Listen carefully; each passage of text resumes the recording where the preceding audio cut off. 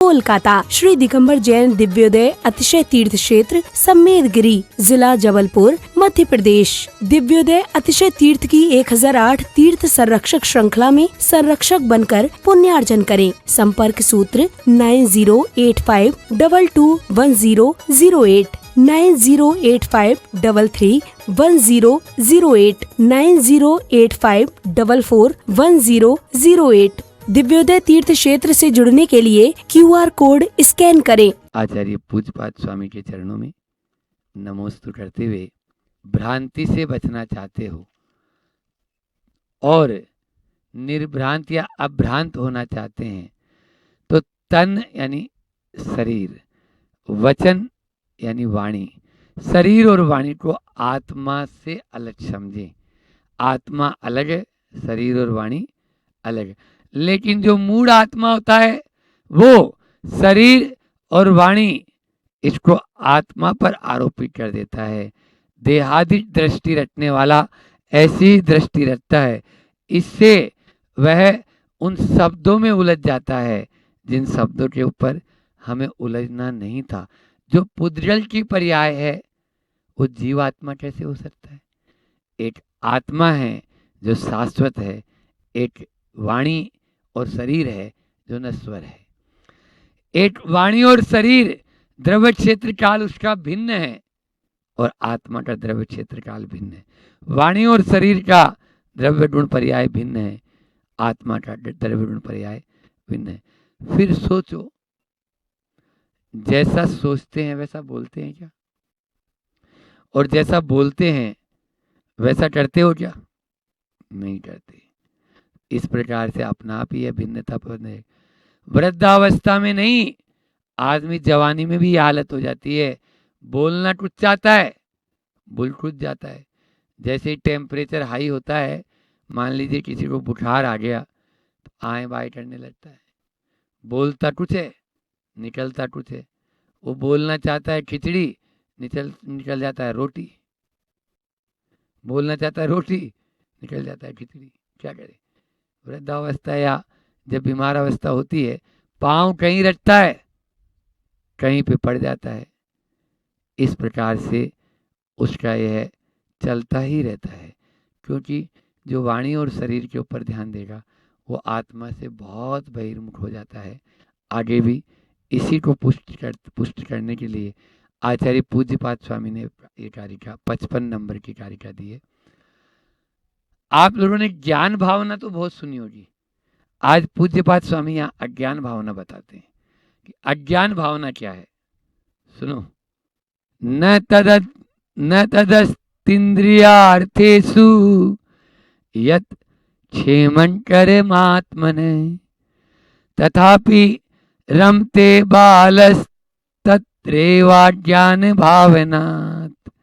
बहुत ही सुंदर कारिका है।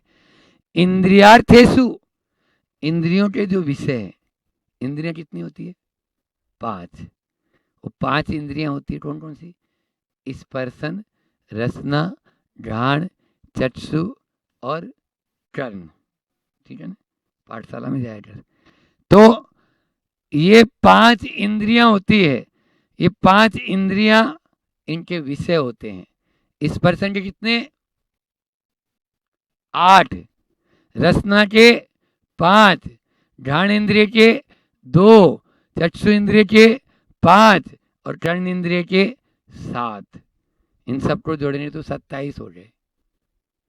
8, 5 13, 2 15 और 5 फिर चक्षु इंद्रिय के 20 और 7 कर्ण इंद्रिय के 27 और एक उनका बाबा मन, उसको जोड़ लो तो ये हो गया 28। मुनि महाराज के 28 मूल गुण होते हैं। 28 मूल गुण होते हैं। वो इन्हीं इंद्रियों के विषयों से विरक्त करने के लिए 28 मूल गुणों का पालन करते हैं। यहाँ पर आचार्य पूज्यपाद स्वामी ने यही कहा, इंद्रियार्थेषु, इंद्रिय विषयों में, तत् न अस्ति, वह कुछ भी नहीं, यत् जो आत्मन है, आत्मा के, क्षेमं कर्म, हित में हो। क्षेमं कर का मतलब क्या होता है? क्षेम करो, हित करो, कल्याण करो। इन 5 इंद्रियों के विषय में वह कुछ भी नहीं है जो आत्मा के हित में हो। है? बोलो। स्पर्शन, रसना, घ्राण, चक्षु, कोई सी भी इंद्रिय का ले लो, एक भी विषय ऐसा नहीं जो आत्मा का हित करता हो। तथापि फिर भी क्या? बालह मोही जीव तत्र एव उन्हीं विषयों में अज्ञान भावनात् रमते, अज्ञान भाव से वह रमता है। उन्हीं विषयों में बार बार उन्हीं में ही जाएगा। जैसे नाली का कीड़ा नाली में ही आनंद मानता है, विष्ठा का कीड़ा विष्ठा में ही आनंद मानता है। उसी प्रकार से जो अनादि के संस्कार पड़े हैं, उन अनादि के संस्कार वसात वह बार बार उसी ओर दौड़ता है, उसी ओर जाता है। इसलिए इन इंद्रियों के विषयों से बचने की यहाँ पर प्रेरणा दी। इंद्रियों के बिना, अब दूसरी दृष्टि से चिंतन हो गया, इंद्रियों के बिना आज तक कोई भी जीव नहीं है। चाहे जैसे ये पेड़ है, एक इंद्रिय, 2 इंद्रिय, 3 इंद्रिय, 4 इंद्रिय, लेकिन इन 4 इंद्रिय तक, सुन रहे हो, आत्म साक्षात्कार का भाव ही नहीं आता, भाव ही नहीं होता। उनके परिणाम ही ऐसे नहीं होंगे। तो फिर पंचेंद्रिय, अपन सब पंचेंद्रिय बने, लेकिन पंचेंद्रिय होना पर्याप्त नहीं, इतना ही पर्याप्त नहीं है। अपने पंचेंद्रिय हैं तो बहिर्मुखी न होकर अंतर्मुखी हो। इसी को जागृत अवस्था वाला बोला। सम्यक दर्शन की प्राप्ति जागृत अवस्था वालों को होती है, सोए वाले को नहीं। सो रहे, सोते रहो। अभी आएगा आगे तालिका में कि सोते सोते ही निकल गई सारी जिंदगी, वो निकलेगी। तो इस प्रकार से हमें अंतर्मुखी होंगे तभी हमारा कल्याण हो पाएगा, अन्यथा नहीं होगा। अज्ञान जो है वो क्या है? अज्ञान भावना एकांत का हमने समर्थन कर दिया। एकांत को हमने इंद्रियों से, एकांत से इंद्रियों को और मन को है ही मान लिया। जब इंद्रियां भीतर की ओर कर लेंगे तब वही इंद्रियां आपको मोक्ष की प्राप्ति में सहायक हो जाएगा। यही शरीर हमें अधोगति का पात्र बना सकता है और यही शरीर हमको ऊर्ध्वगति का पात्र भी बना सकता है। इंद्रियों को अंतर्मुखी बनाओ तो कल्याण हो सकता है। भोगों को इतना भोगा कि खुद को ही भोग बना डाला। बहुत अच्छी पंक्तियां हैं ये तभी होगा जब जीवन में उतारेंगे।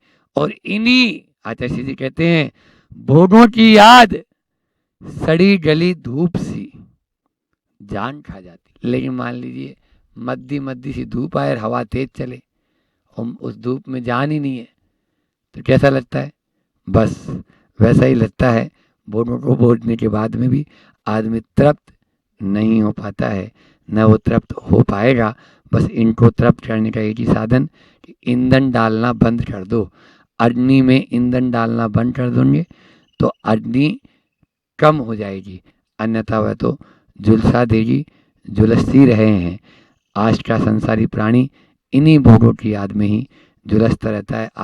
आचार्य श्री जी ने कहा कि ये इंद्रिय जो विषय हैं ये कभी भी हमें आत्मा का हित करने वाले नहीं हैं।